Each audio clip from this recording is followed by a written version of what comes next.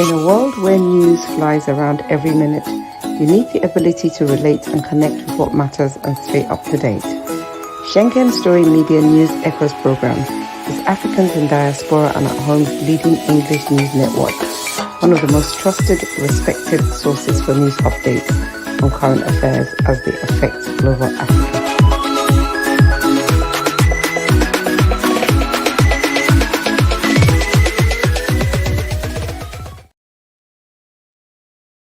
Good evening, viewers. Good day to you, wherever you may be watching us from. This is SSM Monday, wonderful news starters. My name is Mark Godwin Iweajua, and today is a special Between the Line edition.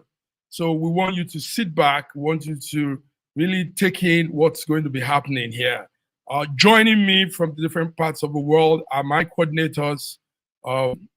From far away, Ghana, Accra, is Arman Olayinka Raji. Raji, you're welcome to this beautiful Monday news program. Good evening, Mark. I'm actually in Cape Coast, yes, which used to be the original spiritual Cape capital Coast, of Ghana. Yeah, Cape Coast. Okay, spiritual capital of Ghana. It's good to have you. Yes. Also joining us in from Toronto, Canada, is Arman Sir George Chukwu. Sir George, you're welcome to this beautiful edition of our program. Thank you so very much, Mike Godwin and Olayinka Raji. And we want to welcome the world to SSM Between the Lines, where we dive into lively conversations and keep you updated on events impacting Africans around the world. Welcome. Welcome, gentlemen. It's good to have you guys here. Today it's a special edition, viewers. You all know what's happening in south of Nigeria, Edo State. On the 21st of September next week, Edo State will be having that off-season governorship election. They'll be going to the polls. They'll be choosing who leads them in the next 4 years. One of such party we have here with us is a candidate from the Accord Party. We've had him on this program a couple of times. Today, again, viewers, we are delighted to speak with Accord Party governorship candidate, Dr. Bright Enebelulu. Dr. Bright is running for governorship position. He's there in Benin, Edo State, and he has that wonderful motto. His plan is let the people lead, for robust representation, empowerment of the youth, skill acquisition for men and women, and more of this he will be telling us. So, gentlemen, joining us in the newsroom is Dr. Bright Enebelulu. Dr. Bright, you're welcome. Thank you so much for having me on your show.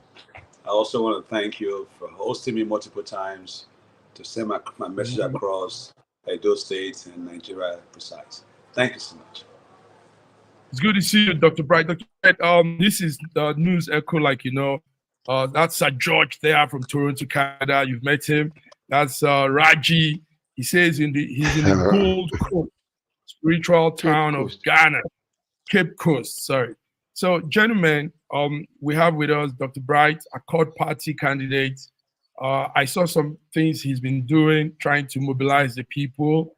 And on 21st of September, Edo State will decide. So let me start with you, Raji. Raji, go ahead. What do you have to ask Dr. Bright?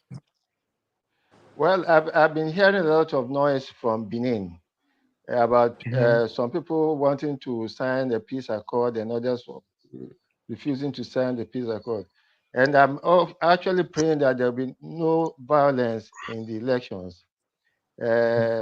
Mr. Dr. Bright, please, can you enlighten us about the situation in Edo State, whether it's likely to be violent or you are expecting a peaceful election? Well, sometimes people always want to put a fear of uncertainties on people so that they can be able to do what they want to do. Edo State is going to be peaceful, and we all pray for a peaceful election. The peace accord was a call for unity, a call for love, a call for free and fair election. And I felt for me, it's also a process that we say, let us come together, that election is not a do or die, that whoever emerges the winner, we should respect it. Because the government house is not a personal property. It's a public service that allows you, and the government is transient. After 4 or 5 years, you go to the next one. I heard one party did not sign, but we must all understand that the rule of law is paramount in democracy. That he that creates the law, he that enforces the law, he that interprets the law must obey the law. And if you cannot reestablish that, there's going to be anarchy in the land. And you cannot force government on anyone. There's so much tension in the land. We all agree. The state is in deep crisis. There's erosion between the government and the citizens. That's fine. But we need someone that can unite our land, someone that understands the complexity of this land beyond academia, someone that can refine and bring back a civilized and exposed administrations, where we don't prioritize individualism, where we can build a foundation of institutions that will live after us. Because in this country, democracy should be democratic and not autocracy, not authoritarian. When one man thinks, if I'm there, I'm the governor, I could never leave the seat. Oh, man, listen, democracy was given to us by the Western culture. We know that. It's not our way. We're adopting them. It's new in Edo, 24 years since the modern democracy. The people are asking for one thing: social issues. Thank you, my friend from Cape Coast. I have been in Cape Coast many times in the Mina Castle, the Slave River, and the dungeons. Actually, I was bestowed a chief. I was bestowed a chief in Ghana because of the great Nice. we were the ones that championed. We were the one that championed the Pan Africa movement in Ghana with Dr. Arikana Plo Lumumba. I was one of their biggest sponsors. I'm a Pan Africanist, and I believe that the diasporas are the ones that understand and can deliver Africa. Not the Chinese, not the Germans, because you cannot give what you don't have. So to answer your questions, they should take away fear. They should allow the people to exercise their rights. Election is the place. First of all, democracy. When you understand democracy, is the power vested on the people to elect someone that can lead them. It's not a do or die. Actually, it's not a private property. It doesn't belong to it doesn't belong to PDP or APC or Accord. Allow the knowledgeable to rule. You cannot put the wrong people at the right place and the right people at the wrong place. When you do that, Doctor, we're in problems. Yes. Doctor, sir. Yes. But I hear one of the candidates in the election has vowed that it's a do or die affair. Well, you see, when you send fear, you see, the people, one thing I like about it though, when Oshomole was contesting in 2008, we were almost in the same situation. He came from a minority party, ACN, he ran for the governor. The people gave him a chance. He was not wealthy at that time. I could tell you that, So that means everybody, democracy, give it the opportunity to allow someone to show and say, look, if you cannot do it, because you cannot give what you don't have. At the end of the day, Osadebe House is not a classroom. It's not for apprentice. Okay? Where you go and learn, say, let me learn how to govern. After 5 years, I will master the craft. No, it's a place where you go and implement Solution. The land is in deep crisis, but we need someone that can unite the party. Someone that can say, you know what, look.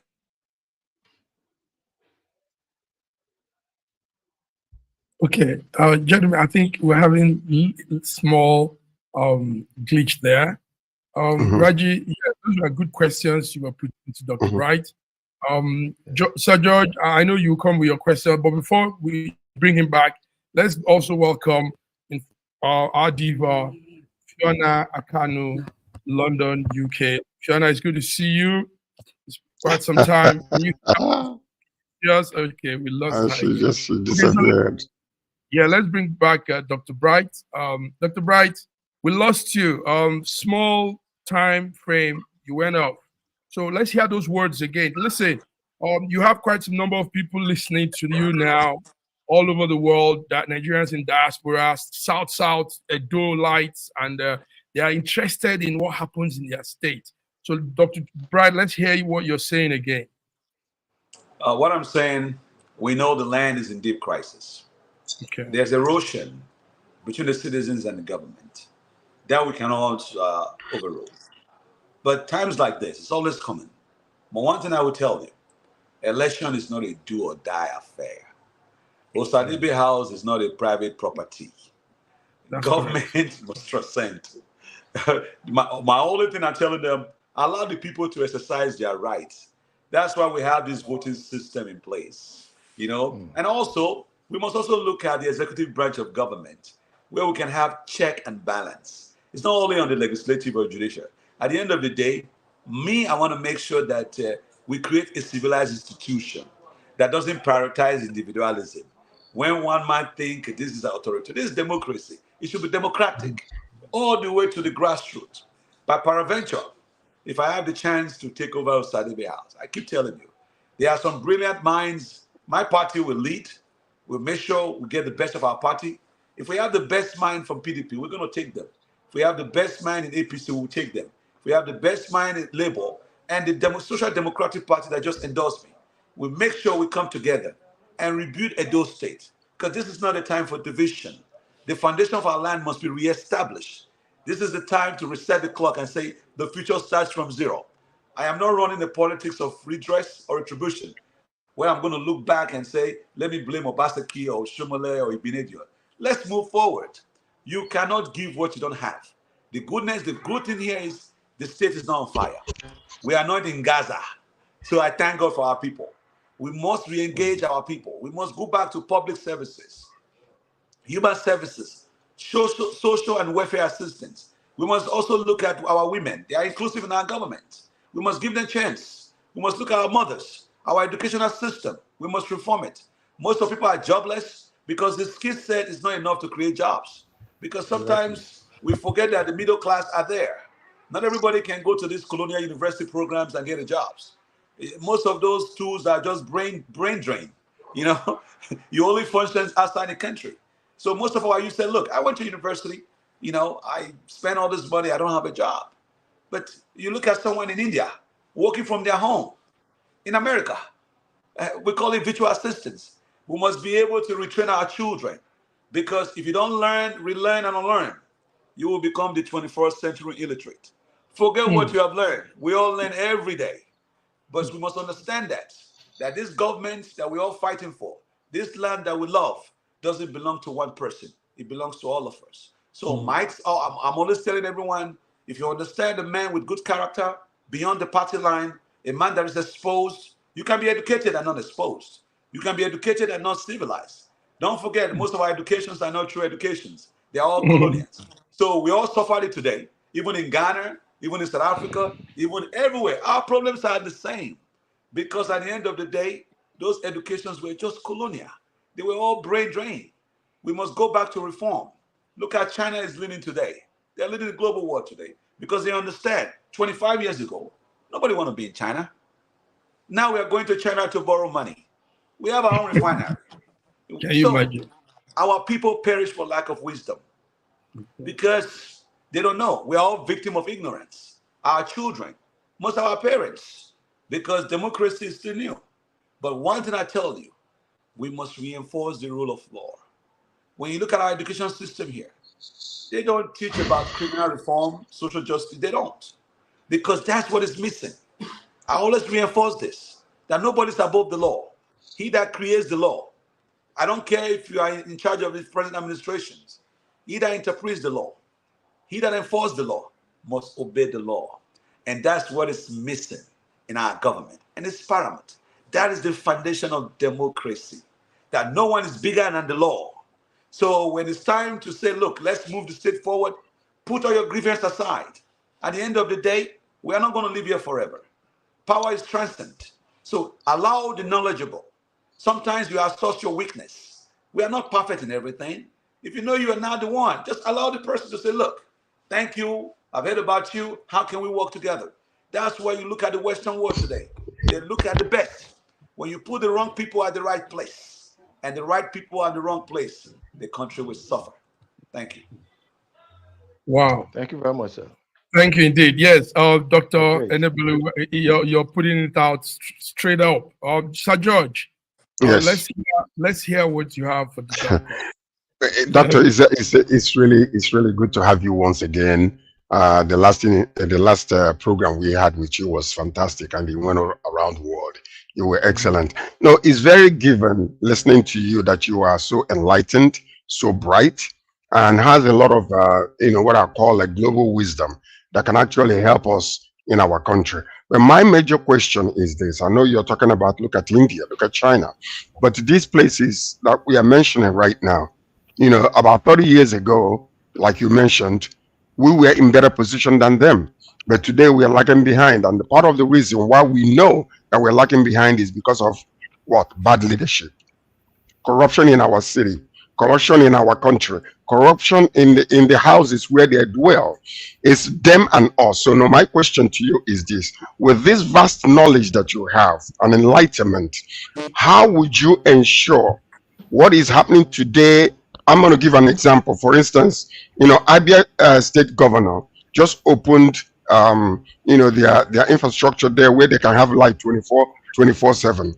For your Edo state to be able to function that you want, like what you want it to function like India, where they can stay at home and work from home, what would you be your priority in giving light to Edolites? Because with that, insecurity will reduce. With that, you're going to see a lot of increase, in people doing what they're supposed to do, because the light is all over the place. So what will be your first and most important thing to make sure that these youths that are educated are no longer being susceptible to these guidances of Yahoo and the rest of them and criminality? Thank you for the question. Yes. I hope you heard that. Dr. Bright, did you hear that? Did you hear the question? Yes, very well, clearly. Okay, but before you answer, let's also the presence of our coordinator in the UK, Fiona Akanu. Fiona, is it okay? Is your network okay? Can you hear us? I can hear you, but I don't think you can hear me. Can you hear me? We can. Yes, we can. Clearly. Okay, can you hear me? Clearly. Okay. Yes, we can see you. It's frozen. But frozen. Okay. It's frozen. Okay. It's a frozen frame. But it's okay. It's a pleasure to be here, Dr. Bright. Good evening. Okay. Good evening. Thank you for being on the show. Thank you. All right, Dr. Bright, go ahead with that beautiful question from George. How can you bring in electricity to increase productivity in the states, those states? Well, we must also understand that we are in a different time and place. We are in a new paradigm. We must look at alternative source of energy, green energy. One thing we don't think about is sustainability. It's not to create something that matters. How do you sustain it? We should be looking at alternative energy and power. There's solar farms everywhere. I went to Jamaica, even the airport. Solar is the energy that's sustainable. We must look at it and say, look, and it's energy friendly. It's eco-friendly. And I don't see any reason. It's cheaper. I remember in 2012 when I went to China, they were talking about solar. And I said, well, this must be perfect for Africa, where you don't have to destroy our planet. You don't have to wait to power your electricity and wait for the government, because we also have dams. There are different sources of energy. We also have wind gauge. But I think the solar energy is more sustainable at this time of needs, because for me, I just believe that we must look at how we save costs in doing things. It's good to have an idea, but for me, it's all about sustainability. And when I also look at our youth, job creation, I'm a champion in blockchain to change financial literacy. Our youth are not engaged properly. We have human capital. The key here is find the programs that works for us. What works in Germany might not work in America. What works in America might not work in China.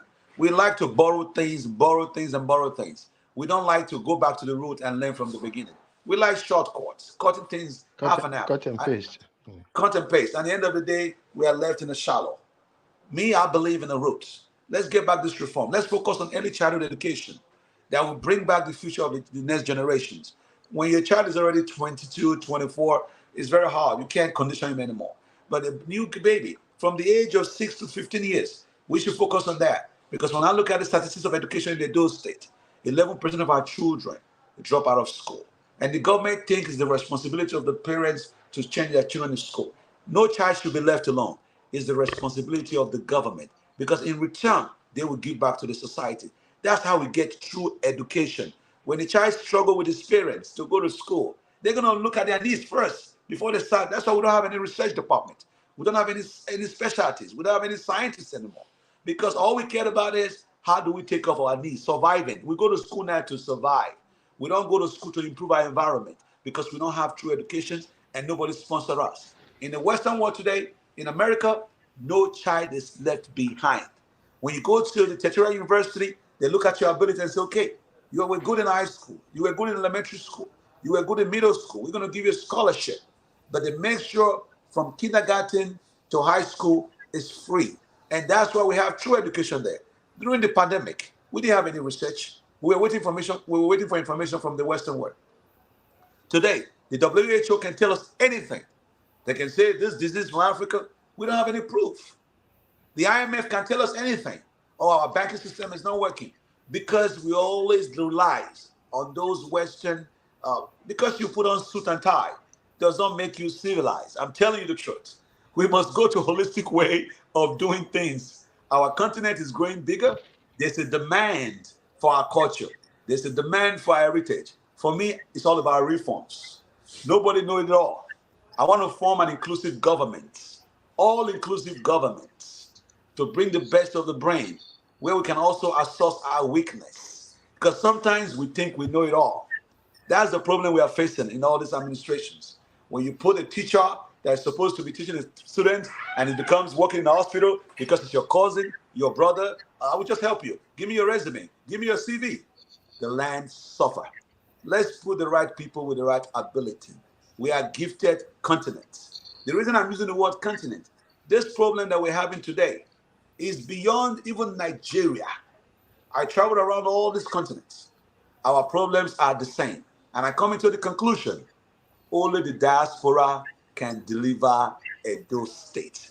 I want to be a premier governor, the first to establish and make Edo State the first diaspora state. Because we want mass immigrations, not immigrations, diaspora immigrations. They have learned a lot. That's what happened to Chinese. They were all over the world. They took their ability, their knowledge back home and rebuilt their skill. The people in Africa cannot change Africa. If we have 25% of diaspora in our government, you will start seeing the city flourish. That's why I'm on this race. People say, oh, you're not a grassroots. You don't need a dictionary to translate poverty. You don't need a dictionary to translate hunger. We're in a global village. It's artificial intelligence. You can be able to, in 1 minute, you can get a response. How many people are in your land? What is the deficiency? What is the disparity? You have information at your fingertips. You can actually assess labor. You can actually manage the people. But we must go back to technology. We must go back to reform. I believe blockchain technology, look at the world today. We're changing the way we're going to digital currencies and things are moving. But Africa is still behind. We are still speculating. For me, I see that as a global equalizer. I am the CEO and the founder of the first Pan-African cryptocurrency. My goal is to change the way money moves through Edo and the rest of the world and engage our youth. We must be in the forefront of technology, not from behind. Every time you fight from the behind and you fail, you fall backward. But when you're at the front, you have the right to make corrections. I'm saying again, Edo State needs an all-inclusive government, a civilized and exposed administrations, that you don't have to tell the people when they need water, give them water. When they need light, give them light. When the roads are bad, those are civilized administrations.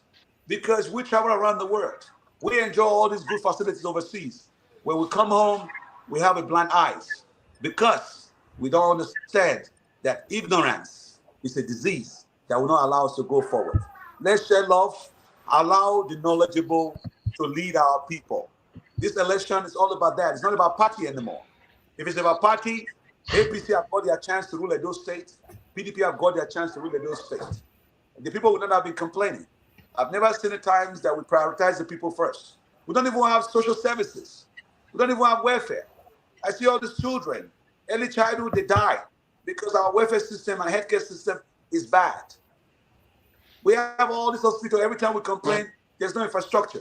We have the money to build it because we have corruption. And when corruption is mixed with poverty, it becomes a disease. Then we start playing with the mindset of the people. Election is coming right. out. Yeah. Election is coming out. We're coming out with all the stories. Listen, you cannot give what you don't have. That Thank is you the key very line much, there. Thank you. Dr. Bright. Yes, listen, one thing you need to know is we on this side, this network, we truly believe in you because we have same experience as you, being out of Nigeria and all you are doing outside. So, but the problem is translating all of these experiences we have gotten from out in diaspora, bringing it back home and taking it down to the basic, you know? And that's where Fiona comes in with her question. Fiona, what's your question for Dr. Bright? So I think there's something wrong with my network. Can you hear me? No, listen, go ahead. We can Hear hear you. you. Don't worry about the network thing. Just go So, ahead. Dr. Bright, it's a pleasure to speak with you once again. I'm glad that you spoke to the whole thing about your cryptocurrency, which we've discussed in the past. So I'm glad that you spoke about that again. I don't want to touch on the issue of tourism because I think we've also exhausted that. As we get to the final furlong, we are up against giants in politics in Nigeria.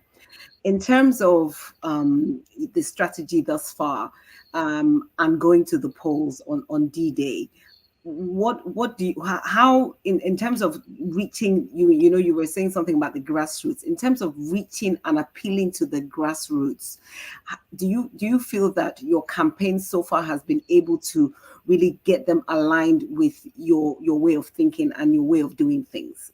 I'm really interested in that because we're used to the APCs, PDPs, etc., and they have almost an arrogance about themselves. So how have you found your campaign and how's everything going so far? And what final drive do you want to push for people to support you? One thing I know, you cannot force democracy on anyone. You cannot force government on anyone. When you do that, it'll be anarchy. The people are going to go to the poll exercise their rights. A few days ago, the SDP, Social Democratic Party, that has produced governor of this state, endorsed me and say, hey, we want to adopt you as our candidate because it's time we're tired of bad governance. That's big. They are very structured here in the land. I went to many places. I'm on ground. I'm in Benin right now. I've been in the marketplace. I go to places that these regular governors will not go. Because if you don't understand the needs of the people, you can't even solve it. But I look at from far, you could see that there's problem in the land. We are very deep on the grassroots. We look at the polls. It's not about big party. It's about going to the people and ask them what they want. When we conducted this poll, it was companies that don't have any interest in politics. And they said, look, this year we are not voting those major parties. We are happy that you are on the race. And I'm telling you right now, based on what is going on, when God protect and there's peace in the land, I will be the next governor of Edo State. Amen. Amen. Amen. Amen. I think. I mean, yes. I think I speak for We everybody. have to clap to that. We have to clap for that. Absolutely. I said amen. I did say amen. I think as the diaspora, we've been watching what's been happening in Abia State and what Governor Oti is doing there, who didn't come from a big party, and we're really hoping that we can see this kind of transformation happen in Edo State. So we wish you all the best, sir. Thank you so much. And I'm happy that you have me, giving me the chance to speak to the diaspora, because the diaspora are the key. They are the one that is exposed. They are the one that see all the new technology. They use it. We talked about it. It's time to come home and rebuild our land. Sure. I tell them my government will be 20% diaspora. Because I tell you, only the diaspora. The Chinese are not coming. They're coming here for their own missionary. They're coming here for their own interests. The Germans cannot do it. They tried it before. We went through the scramble for Africa. We understand that. And we are still under siege. We are still under hostage. We don't really have true free independence that we're supposed to. We are being conditioned in our land. We need someone that will challenge anybody anywhere in the world, that doesn't have any complexity. We need a leader that is civilized, a leadership that is exposed. That's what is missing. When you have a good leader that's all-inclusive, that prioritizes institution over individualism, it will change. Great things take time, but it will come. We want to set a foundation that will be very hard to break. And that's what is missing. And it starts with corruption. It starts with respecting the rule of law. When we can reestablish that, then we can put the needs of the people first. Because at the end of the day, democracy, no one is above the law. And when you look at all the pillars of democracy, from the executive branch to the legislative branch and the judiciary, even the media are part of the democracy because they're the one that tells the story. They should have free voice to say something they want to say. When you look at all these areas, we have problems. We have control. This is a capitalist nation. It looks like a socialist with authoritarian. Capitalisms are built on the private sector, not on the public. We should allow economy to come back. The government should not compete with the people. The government should empower the people. That's what is missing in this country. We compete with our people. We are proud of the foreign vehicles that we're importing to our land. We don't even have any manufacturing. We are struggling with our refineries every day. We're importing oils from foreign land. Our currencies is floating every day because we have foreign currencies in our treasury. And I tell you this, our people perish for lack of wisdom. Knowing other race is intelligent, but knowing your own race is wisdom. And that's what we are speaking about today. This is beyond academia. We need someone that can navigate that complexity, that can take our problem of Edo State to Washington and say, enough is enough. Whatever you do for Ukraine to make them better, you're doing for Gaza, come and do it for Edo State. These are provisions for us, but we don't use it. They are provisions. They are money set aside to empower these nations. Thank you very much, Dr. Bright. Dr. Bright, the network is scattered around the world, like you know, SSM. Also right there in Russia, Moscow, Russia, is our coordinator, Dr. Godwin, and I know he has a question for you. Dr. Godwin, go ahead. It's good to see you too. You need to unmute your phone. You need to unmute the mic. Hello, am I audible now? Yes, you're audible. Okay, good evening, colleagues. Good evening, Dr. Bright. Thank you for having me once again, and thank you for making our time to be with us. All protocols are observed, and if I may ask, I heard you speak a lot, and obviously you speak like a real politician. And you have, I can see that skill in selling your ideas and passing across what you want to do to the people. And I commend that. I think it's very important that people are able to understand your main selling points and manifesto. With that being said, I would like to ask, it's clear that diasporans are enlightened. Diasporans has seen that the other side of the fence is not necessarily greener, but it's conditioned to be greener in many areas because of, like you rightly pointed out, institution over individualism, structures, and checks and balances. And because of that, even without having the resources that we have in Africa, they've been able to feed on our resources in Africa and build their economies to heights that we are still struggling to attain. So it is clear that we diasporans have seen that and have that experience and know what to expect from our homeland. But with that being said, do you not also think that the whole diasporan increase is a result of also the failure to keep the best brains behind in Nigeria? And what are your goals to, what are your tactics or your plans to prevent brain drain from Nigeria? And also, how do you plan to tackle insecurity? And last but not the least, corruption? Because a lot of people have a lot of wonderful ideas on how on what they want to do, but you know, when they get into power, we can just close the curtain because the show is over. Maybe I'll add one more. Judiciary system. There was a joke. Someone posted a joke about an antelope running so fast, and they asked the antelope, "Why are you running?" And the antelope said, "Well, they're arresting the goat, so I had to run." And they're like, "But you're not a goat. Why are you running?" And he said, "Well, it will take 20 years in our judiciary system to prove that I'm not a goat." What are your plans to also put belief in more belief in our judiciary system and electoral system? I think those are two things that Nigerians will really appreciate a lot more trust in. Thank you. Thank you for having me. And you started with the answers because from your narrative, you have the answer. You actually started with the answer, went to the question. So you actually answered all the questions, then you went to the question. But it's okay. It's okay. I mean, we are here to debate, and we are here. You said one thing that a lot of this will close their curtain. A good man is a good man. A bad man is a bad man. And, it all starts with humanity. We must put humanity first. Love for one another. Humanity creates love, love creates knowledge, and knowledge empowers the people. So it's all about character.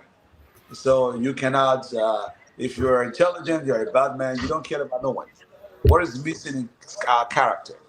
What is missing is our humanity. That to be our brother's keeper, to do the right thing at the right time. That's what is missing. I would never put, even in my weakest mind, even in my weakest days, sometimes we have our shortcomings. I tell you the truth. I will put the people first. It's not about me coming on this network to say it. I've been doing it from my childhood. It's all about that. I was in Cape Coast. I did a lot of water programs in Cape Coast. It's all about humanity for me. Then you now look at governance. Leadership is not about one person. It's coming together. You talked about the judiciary. You talked about the legislative. It's all about rule of law. Those things are already there. We have provisions for them. But when we don't obey the law, and I went back again and rephrased it. I said, he that creates the law, he that interprets the law, he that enforces the law must obey the law. These things are simple. The difference between the Western world today and Africa is what I just quoted. It might look very simple, but these are the issues we are dealing with. Because corruption is all about fighting the law, bridging the law, breaking the law. And who are the corruptions? Corruption is within the government. So when the government breaks the law, it's all about rule of law for me. At the end of the day, whether it's judicial, because the people are the ones that are elected and there. We trust them.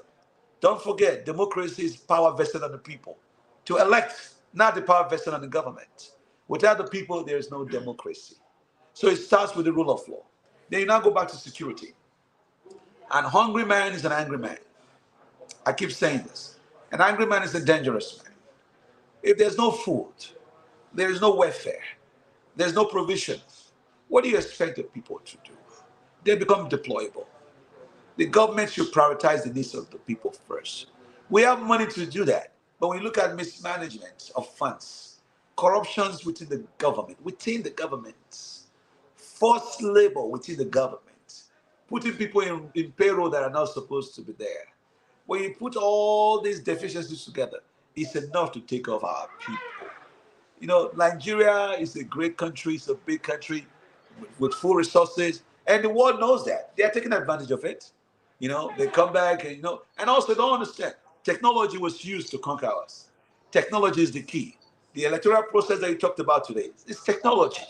When you put the right technology in place, that it doesn't require human interference, then we're moving forward.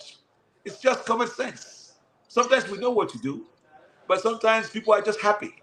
They're just enjoying that privilege of corruptions and say, nobody knows about it. Let's not talk about it. It takes one man to actually destroy a nation. It also takes one man to face a nation. For me, I'm not going to put myself in that category because I cannot defend a sin I didn't commit. I am not in that category. I've never been given a chance, but I know by peradventure, if I have the chance to be in Osadebe house, it's not going to be business as usual. And they all know that. It's going to be an exclusive government. There's going to be a check and balance within the executive branch because I'm going to bring the best of all the party so they can check themselves, even all to the legislative branch in the House of Assembly and say, look, we have our people there. Behave yourself. So that's what we are looking for. Then when we have true governance, we can start going to the partisans and talking about party. Right now, we don't talk about party. We need a man with good character.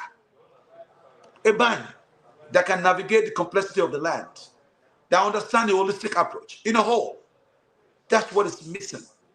I keep going back. If you put the wrong people in the right place, and the right people in the wrong place. We can go back all these debates overnight. When you enter the plane, you behave. When your flight touched down in Amsterdam, you behave. When it touched down in Britain, you behave. But when we're coming back to Africa, immediately we touch down, we are rowdy because we can't even condition ourselves because we believe that the independence was too early. So if we are weak, let us assess our weakness. If we cannot do it, let's find someone that can do it. I've lived among the great. I've seen greatness. I've lived among wisdom. I've seen wisdom. I understand great thinking, and I think I'm ready for this job. All I need is your vote tomorrow on Saturday. Call on the people of Edo. We gave Oshomola a chance. He was not popular. He was not from a big party. I'm telling the people, let's give a new party a chance so that we can go back 4 years later and have a comparison, a comparative analysis. Now we cannot because there's no standard in the land. Everybody just do what they want and they get away for free. I'm not saying I'm the Messiah. We keep talking about Abia. That's the responsibility of a government. We're not supposed to celebrate anything. We celebrate because that's the foundation the land was built. A government is supposed to protect for the people, provide for the people. Social issues are not luxury, they are necessity. Water, good roads, and electricity. We should not be proud of it. We all enjoy this in overseas. We pay for it. So why are we proud of it in Africa? It's the responsibility of the government. They have allocation for it. They have resources for it. Why should they treat our treasury like a private property? Don't celebrate me if I give you water. Celebrate me if I create jobs. Those are necessity. Those are not luxury. But I respect the governor of Abia State because now we have comparisons. Every governor should look at it. If 16 governments of the states are doing well, the federal government will behave because we are going to build from bottom up, not top down. And that's what's missing our democracy. Let all the Thank states you do their very jobs. much. You will see Yes. I that need we'll to, I need to, Yes, I need George, to, I'll bring you in. I'll bring you in to crop it up. Yes, Dr. Bright, you are sounding real loud, very straight to the point, and you're telling us as it is. George, let's have you round it up with one more comment, one question, then we'll go to the next segment. Yeah, thank you so very much, Dr. Bright. Based on experience, I was in Nigeria 2015, 2016 during the presidential election. I worked for Jonathan Undertan, and I was inside to recognize what was really going on there. And what happened in this past election also is you talking about technology, the beauty of technology, how wonderful it is, it cannot be interrupted. But we saw what happened in the presidential election. And we saw that, somehow, somewhere, someone was able to manipulate the whole entire system. And up until today, we don't have an answer. Now, we also know that, after the presidential election, there is an Imo State election, which was also manipulated, and we know that for sure. So how do you ensure that this particular time, with you being so enlightened and being able to elaborate on what you want to do for the people, that your votes will actually count? Then there won't be any kind of insidious happenings that will take place to manipulate this election, just like what we have seen in a lot of states after the presidential election. First of all, we should go into this election with three things: love, faith, and hope. We should love ourselves and accept the outcome. There's hope in our land. Things are going to get better one day. We should be optimistic. And we should also believe, we should also have faith that in these times, in this season, that things are going to be right. If we don't believe, nothing's going to work. Because the narrative here is Africa is not going to work. Nigeria is dead. And we send that message. There's power in our voice. And I believe this election is going to be fair. If not, why am I on the race? So for me, I should go optimistic into this race. That the government understand that the last thing we want in our land is war. The last thing we want in our land is interference. Every parties are ready. There's awareness now. So let's respect the awareness. Technology cannot deceive you. I tell you the truth. When you say that Jonathan time, the people went there, encryptions. If you give me 3 months to fix Nigeria electoral system, engage me, I will tell you cannot interfere with it. That's what blockchain do for you. It takes away my interference. Purely irrefutable and immutable. Sometimes we don't know about it. When someone go there and tamper with it, that's human interference. So if you say the election, the system was good, and it's a human interference.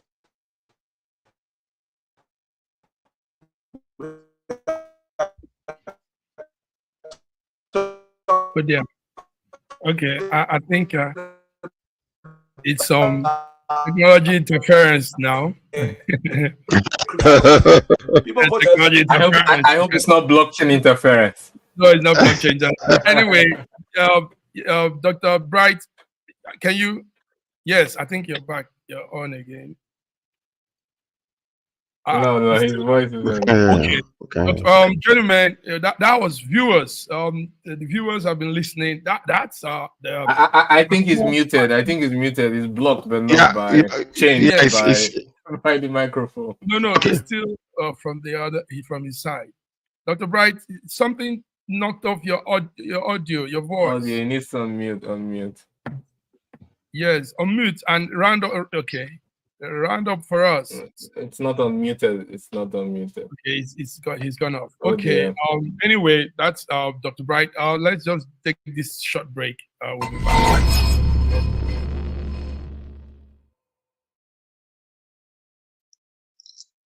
Viewers, today is Monday, Between the Lines, the program, and we had the special guest, our Accord Party governorship candidate, Dr. Bright Enebelulu. He's a co-founder of a blockchain strategic company in the United States, and he's been talking some real good, giving some good talk. But like we said, George, Godwin, and Raji, and our diva, F.N.A, that's where I have all these vast amount of experience and know-how and all of these things we say. But how do we bring it down to the grassroots and carry the people along and really get involved in governance? Raji, how do we do this? It's still a problem, because we've had many diaspora community governance, but they become like the ones there. Go ahead, Raji. First and foremost, the possibility of it is clearly possible that the best of the land also have the capacity to emigrate, and therefore what is left behind are mainly people who are there will be best of among them too, but the best of the best will have left for greener pastures because they realize that they cannot be fulfilled. They cannot be fulfilled completely staying in the environment that they grew up in. Now, sometimes also, unfortunately, some diasporans come in, and because they grew up from the system is still inside of them, and therefore when they come, they either subsumed by the local conditions, or they just join the local conditions because they feel that they can take advantage of the local people who have not been exposed as much as they are being. And therefore, it takes a good person to want to see that he can take advantage of the similarly downtrodden and not take advantage of them. F.N.A, do you agree with Raji? I think there's a lot of meat in what he said. I think definitely in terms, one of the gentlemen was talking about brain drain. I think it's quite evident. Even if we think about our good doctor friend here, that's what happens. The opportunities present themselves out of Nigerian context where tribalism, nepotism, my cousin, my auntie, my uncle, all those sort of things don't really come, where meritocracy is kind of driving the force of achievement. I think that's what happens. You leave if you're good enough, and somebody will employ you abroad or allow you study in a place where you know that you'll be able to achieve stuff, not because of who your father knows or who anybody knows or where you're from, but just because of your own grit and determination. It's easy to see why anybody will stand up and say, actually, why am I frustrating myself in this situation. I can tell countless stories of people who have left Nigeria for these very reasons. Intelligent minds, many doctors, in fact, several, I'm talking at least personally known to me, who are in Canada, who are here in the UK, who are in America. And it's because they felt that the system in Nigeria had nothing to offer. So I agree, quite considerably with what Saraji said. George, we had Dr. Bright say a lot of things. Now he's on the blockchain side, that's technology. But the Edo people might not be able to grasp all of that. I mean, you're talking of ordinary people, the street, the woman selling pepper, the woman selling rice, the little boys. How can he bring that blockchain idea into governance in a state where they don't even have electricity stable? George, how do you think? You see, what he said was education. Education, he mentioned that. He said when you are 24 years old and older, it is difficult for your mind to be manipulated into learning new tricks and all that kind of stuff. But when you start educating children from when they're very, very young in their making stages, then you are able to teach them certain things. Today, I went to a friend's house not too long ago, and the remote control that they had in the house, it was a different kind from what I had, and I was trying to change, the whole thing. The 2.5 years old, came and took it and then just fixed it. And I'm like, I started laughing. And he was there just doing some masterful things, with this remote control. And this is exactly where we're lagging behind, because number one is we are behind simply because, number one, there is no light in our country. Number two is even the ones that are educating us are not as educated as they're supposed to be. So you can't give what you don't have, like as he said. So now if you begin now to enlighten and train these little children from childhood, by the time they get to that age, they'll be able to compete with India, with China, with America, with other places. But when they are at home, you give them a telephone and they think a telephone is something else. They don't even know how to operate it. How can they even be able to operate a computer or whatever the case might be? So you train them from childhood. These days, you see 3 years old, they have a phone because they take them to their, to school, and they have a telephone. They're able to call their mom if something happens wrong. So these are the things that we really need to do. But as for what he said, he's very enlightened. And my prayer is that we can see the opportunities in these people that have gone abroad, have the opportunity to have live the life of just enlightenment and stuff like that. For instance, as Dr. Ibe is right now, if Dr. Ibe goes back to Nigeria, there is no way you can tell me that his experiences in Russia will be compared to somebody who just went to school in Nigeria and become a doctor in Nigeria and never left Nigeria. Do you understand what I'm saying? So these are the things that we really need to do. Start with the young and train them so that they can compete. And this is what India did. Today, India is actually one of the countries that are actually excelling when it comes to technology and all these things. So we need to really do that. But I'm hoping that everything that he said, that if God gives him the grace to come there, that he will actually be able to institute them in our country, because the powers that be there is too vast and it's too powerful. That's one thing that he needs to understand about fighting against those internal powers. So, thank you, George. May I put in a word, Mark? Okay, put in a word very fast, yeah. Blockchain technology is a process, and governing a people is a process. So a man who understands process is the best decision to govern. Your audio is cracking there now. Raji, we can't hear you very well. But yes, the process. Blockchain is a process. Leadership, governorship is a process. And yes. Let's come to Godwin. Godwin, Dr. Bright said some things. Do your questions. Sorry, let me stay muted, Raji. Let's stay mute. It's okay. He said Abia State and what we see happening in Abia shouldn't be something we should really get excited over, and that's true. I mean, those things that is happening in Abia are necessary. These are necessity. These are things that the government should have been doing to the citizen. So, and you asked those questions. Now, with that answer he gave, do you think if he does things like this, I mean, do you think he will also pull through like that? Give the people electricity, give the people water, give the people good road. I mean, basic things. You think our man could do this? No, it's a possibility, but I don't quite agree with that characterization. The reason is because saying we should expect it, no, it's not the norm. Absolutely. What it happens is an exception. Yes. A government we have today is an average of the people.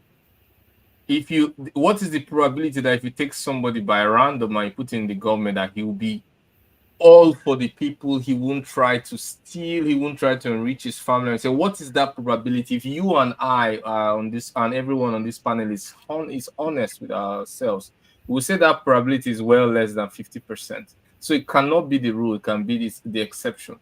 So we have to, from that reality striking us in the face, we have to put more checks and balances. What can we do to control people, assuming they get into power and they change their mind and they dump their manifesto and go enriching themselves? How do we hold them by the throat or by the balls, or however you want to say it, so that they are not able to meander outside of what they promised us? That's what we should be talking about, because it's actually the exception to the rule. Secondly, blockchain is great, a great technology, but it's a lot of talks than reality. Blockchain requires peer-to-peer machines. They require lots of processing machines that are individual. Means you need stable electricity. Means you have to have a large number of points, individual points, for redundancy and for processing. And once you reduce the scale of the peer-to-peer network, immediately you increase the processing time. And for a population of 200 million, how long do you want to process transactions? For every vote is a transaction. How many computers will be available to process that transaction? So you have to talk about scale. It's not just about technology, but about scale. The technology itself is good, but implementation and scale. Like I usually say, also after the whole process is gone, it's not usually, in corrupt countries, not usually the vote that matters, but it's who announces the result that matters. Can we have a scenario where the machines count, and then they just open PowerPoint and then they type numbers? Party A, they just type in the box in PowerPoint and they type in and they just show a we hope. You get what I'm saying? So we also have to check that, because it's not about the technology. If by model, if BV, what do you call that, by model worked well, it will still have been able to deliver a free and fair election. But what we had is that, what happened? Thank you. INEC, I hope you're listening. You're hearing this loud and clear. SSM giving you Monday between the lines. Gentlemen, we have, the network just gave me a signal of 10 more minutes. So let's do small of the news update, and let's go out. Let's take this break before that. Thank you.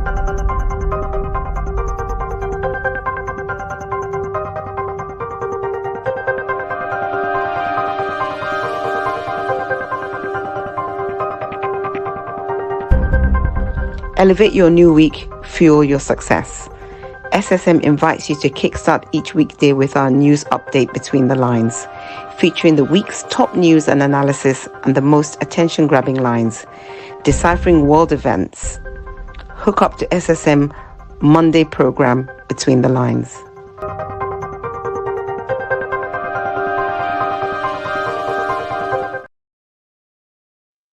Yes, Between the Lines. You're welcome, guys. Just 10 more minutes. We'll be out.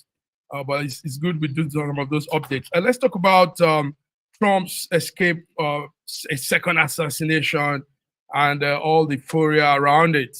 George, what's that news? Yesterday we got the news. If SSM got it right on time, immediately happened. The cable was sent to us. What was that, George? Do you? Well, it's just what it was. It's been a young man. They say that they have arrested was at Trump's Go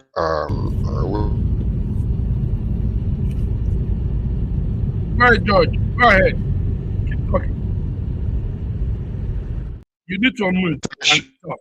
Okay. they started shooting at him, and then finally was able to pick him up. And this young man, according to, if he's the one, actually, because they found AK-45 or 47 with him, and a few other bullets and all that kind of stuff. He's been on social media, just is basically anti-Trump. But the story, when it comes out completely, is one of those things that one of those kind of screwed type of things that happen, because he's committed a lot of crimes. He was supposed to go to Ukraine to help with the war. I don't know whether he did or not, according to the news. But yet, there's been a lot of crimes, possession of guns and all that, but he never spent a day in jail. And he's been allowed to be making all kinds of comments on social media, which actually would have been able to alert the FBI or CIA about his intent, because he said a lot of bad things about Trump and all that kind of stuff. And then, so thankfully, he was able to be apprehended. And then when they discuss, I guess they're going to have to do the investigation and find out what's really happening with him and all that kind of stuff. Yeah, thank you, George. So the man's name there is Ryan Wesley. Ryan Wesley, 58-year-old man. Now he's been held down with the Secret Service and the FBI. Everybody's around him trying to know what's behind that assassination attempt. So Ryan, Godwin, how is Russia seeing that? I mean, what's your take on this whole thing? No, it's really sad, all these political assassinations. But it's not only US it happens, so I don't want to be speak from both sides of my mouth. We have to condemn political assassinations anywhere and anytime they occur, whether anywhere, So, but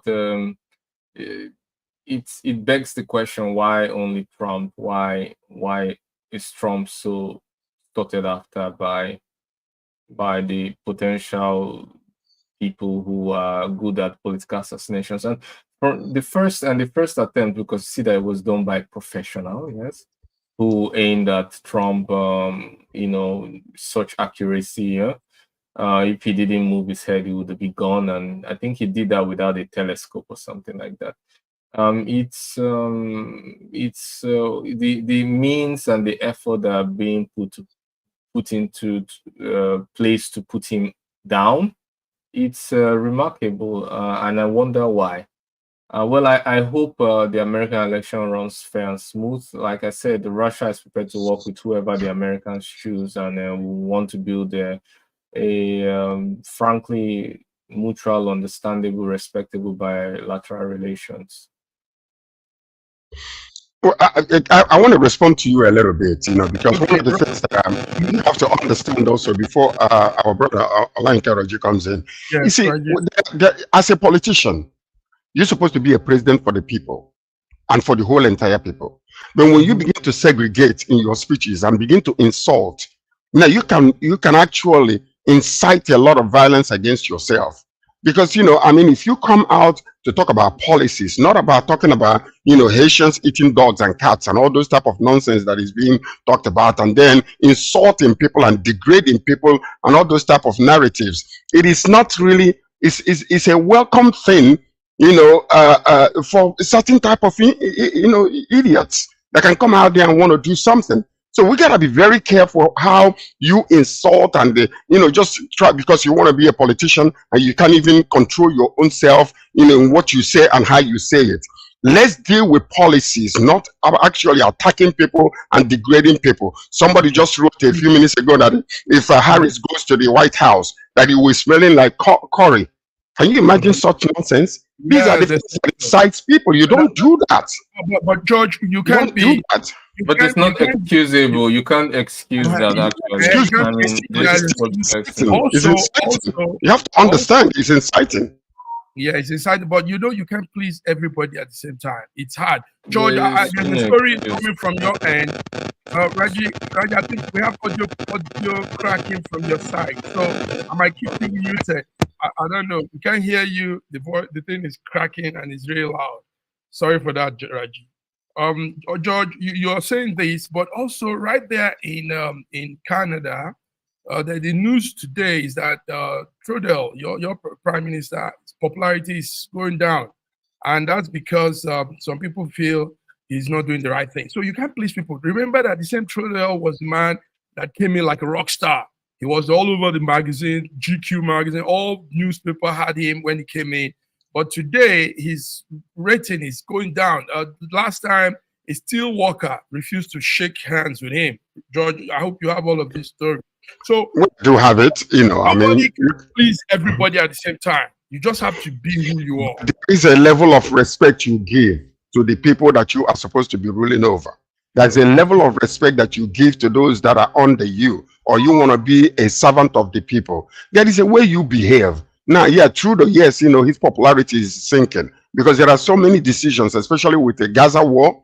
It's one of those things that brought about, this thing is happening. Number two is a few number of decisions he's made recently are not well palatable to the people here. So, and then because of the inflation, which he's working hard on, during the pandemic, he did a fantastic job.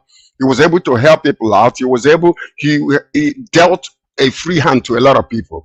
But right now, we are in a recovery mode and people feel like he can do better. So, and that's what politics is all about, because what just happened recently was NDP, or New Democratic Party, that actually had a coalition with him a few days ago, just, dumped him, possibly because he was not carrying them along. So that is what is bringing about all these things. And they are about to call a by-election very soon. And if that happens, it's very possible he might lose. He will lose. This is, so yes. It comes to the talk of you can't please everybody. You can't be everywhere at the same time. You can't do, no man is God. It's God that's universal and can do things to please every man. So let's leave that now. We have 5 more minutes to go. There's this news that came up yesterday. Our Nigerian Chief of Staff, Lagbaja is his name, says that they've made their research and poverty and unemployment is causing heavy drive to our insecurity in Nigeria. Godwin, do you agree to that? That's the Chief of Staff, the Army Chief of Staff, Lagbaja, saying this. And he made it loud and clear that the rate of poverty and employment is making, they said we're having a full-blown level of insecurity in Nigeria now. And that's because of these factors. Tell us, Godwin, what do you think? Is that the real Lagbaja, by the way? No, this is okay, just an another one is an entertainer. Another one covers his face. That's... Yeah, I thought he'd removed his face and imported it. No, this is Taufik. It will be a twist of fate and very entertaining to hear that. But okay, I think it's common sense, yes, that poverty leads to a lot of insecurity. A lot of people say, well, no matter how insecure you are, how poor you are, you should have morals, ethics, and all that rubbish. The truth is that if there's going to be uncivilization and war, a lot of human beings will actually become animals overnight. And if they have to eat the other to survive, they'll do exactly just that. And the feeling of the civilization, the feeling of security is what makes you to look beyond security and think about things like personal image, corporate social responsibility, and the rest. So yes, when security, Maslow's hierarchy of needs, says it all. When security and safety, is an issue, definitely you can expect them to do that. Then the second thing is the risk to return ratio. Even when somebody is not his security and safety is not well taken care of, he weighs the risk and return ratio. What is the return if I'm successful with this risk? And what is the alternative? If I stay, I die. If I go, I die. Something like that. And that kind of mentality may push some people to take extra risks. For people who, for example, not just crimes, people who go to ritual, to occultic societies, knowing fully well that sometimes the demands they make there are illegal or very, very dangerous. But because of the level of poverty, they have to go through all of that or force themselves. I'm not making excuses for them, but I'm saying this is normal human behavior to go to our innate instinct when our security is challenged. It's normal human nature. Thank you very much. Raji, I see your audio is good. Let's hear some words for you before we crop it up. Tell us. You see, blaming poverty and hunger on the insecurity in our land is actually being too wise. People have been hungry before. People have been insecure. Have had no food before. People have been poor before. But that does not push you into becoming a terrorist. There are other things that can push a man into terrorism, and it starts from, because the basic human being is ab initio for the good of society, because when the society is good, he himself will be good. And it's like going to fight against anybody who is going to make his society insecure. Regardless of the poverty and the hunger in those lands, most of them are normal human beings who want to go to their farm, and to be able to farm and be able to eke a living. So I don't think it's right to blame the insecurity on the level of poverty and hunger in the land. Can I respond to what? I would like him to tell us what you blame it on. Okay. Okay, no, listen to this though. You see, the Lieutenant General Lamaja is very diplomatic, and I commend him highly for actually coming out to say what he said. But there's a hidden message behind the whole entire thing that he said. He talked about the borders not being secure. That's number one. He talked about infrastructures. There are no industries to employ youths and employ people that are in school. So he mentioned all these things that are actually pointing fingers at the government at the poor moment without actually saying it. So when the hunger is there, there are no jobs, and even the money that you have is not enough for you to do anything. The minimum wage right now, when you fill your tank with the minimum wage, if you fill your tank, if you have a SUV, the whole entire money is gone in one shot. You can't even fill your tank with 70,000 naira. So, all these things are pointing to the administration, current administration. He had the boldness and the confidence to actually say it. You can read in between the lines.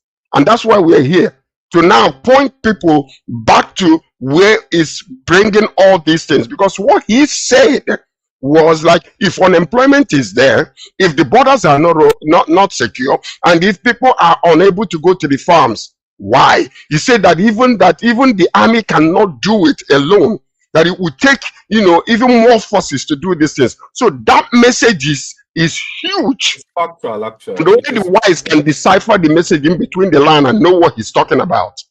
I commend him highly for that. Thank you. Yeah, Listen, and we'll be back. Let's come back. Just 1 second. Most people in his position will say everything is okay. The government is doing its best. We are on it. No need to worry. No cause for alarm. You can close your eyes and trust us. Everything is okay. Yes, that's what most people. All right, guys. That's right. So thank you. We've done it, viewers. This is it. Between the Lines, Monday, 16th September. We'll be back on Wednesday. More news that should have been said, but because of the time, we'll run it Wednesday. So thank you, Godwin, Russia, Moscow. Thank you, Raji, Accra, Ghana. Thank you, George, Toronto, Canada. Viewers, until we come again, have a beautiful week. Bye-bye.